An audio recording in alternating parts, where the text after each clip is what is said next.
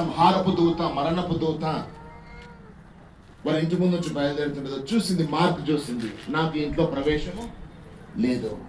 అందుకే ఐగుప్తు దేశంలో ఉన్న ప్రజల ఇంటి మీద రక్తముద్ర లేదు, ఆ ఇంట్లో మరణం వచ్చిందనంట.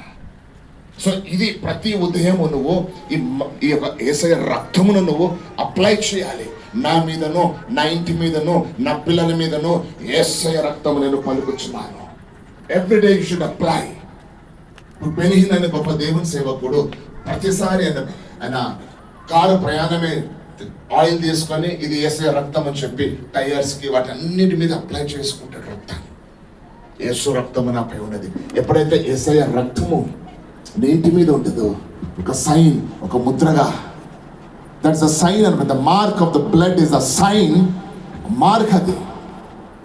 ఏ తెగులో నీ గుడారము సమీపించదు.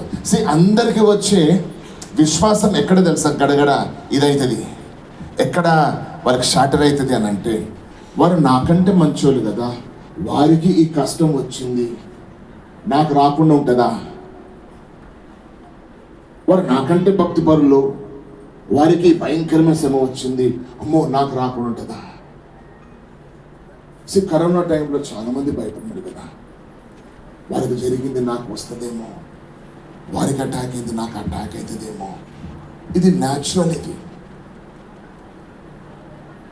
సో అందుకే అన్నాడు దేవుడు 90 కీర్తనలో తను పలికే మాట ఏంటి తెలుసా? నీ ప్రక్కన అంటే నీ ప్రక్కన 10,000 మందికి అటాక్ అయినా నీకు అటాక్ కాదు.